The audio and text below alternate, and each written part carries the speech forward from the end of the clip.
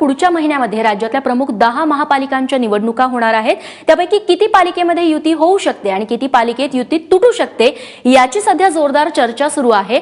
शिवसेना भाजपमधली तू मे ही निवडणुकीच्या तोंडावरती कोणत्या वळणावरती पोहोचू शकते हे जाणून घेण्यासाठी रश्मी पुराणिक आमच्या प्रतिनिधी आता आपल्या सोबत आहेत। रश्मी, सध्या काय हालचाली सुरू आहेत त्या सगळ्या महानगरपालिकांच्या निवडणुकांच्या तोंडावरती सेना आणि भाजप दोन्हीकडे?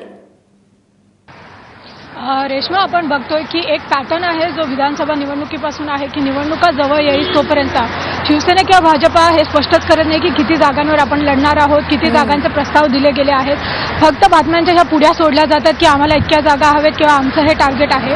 कल्याण डोंबिवली महापालिकाची निवडणूक झाली ती कदाचित एक आपण ट्रेलर म्हणून पाहू शकतो की शेवटच्या दिवसापर्यंत किंवा जेव्हापर्यंत उमेदवारी अर्ज मागे घेतात तोपर्यंत कोणतेही चित्र स्पष्ट करायचं नाही आणि ऐन वेळेला हे घोषित करायचं की आता आपण वेगळ्या वेगळ्या पद्धतीने लढणार आहेत। यामुळे एक असं होतं की नेमके जे सत्ताधारी आहेत विरुद्ध जे विरोधी आहेत या दोन्ही स्पेस भाजप आणि शिवसेना हे दोन पक्ष घेतात आणि त्यामुळे जी लढत आहे ती ह्या दोन पक्षांमध्येच होते। बाकीचं मतविभाजन टाळलं जातं आणि नंतर हे दोघंही जे पक्ष आहेत ते निवडणुकांनंतर एकत्रच येतात। मुंबईमध्ये जर आपण चित्र बघितलं तर ते असंच चालू आहे।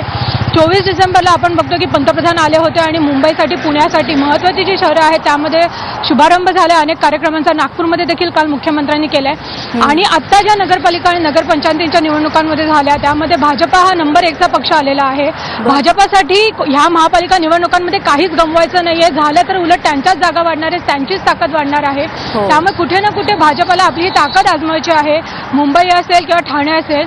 त्यामुळे आत्ताच ही संधी आहे की जर स्वबळ निवडणुका झाल्या तर ही ताकद वाढण्याची संधी आहे। त्यामुळे आता देखील हेच चित्र आहे, कोणीही टेबलवर बसलेलं नाही, कोणतेही प्रस्ताव गेलेले नाहीयेत, निवडणुका देखील लवकरच घोषित होणार आहेत। त्यामुळे संपूर्ण जे चित्र आहे ते कुठेतरी अधांतरी ठेवायचं, कोणतेही प्रस्ताव द्यायचे नाहीत आणि एकमेकांवर हल्ले करत राहायचे। कारण आपण बघतोय मुख्यमंत्र्यांनी पण काल नागपुरात हे स्पष्ट केलं की मी विकासाचं काम करतोय आणि त्यासाठी कोणीही माझ्या कामामध्ये येणार नाही।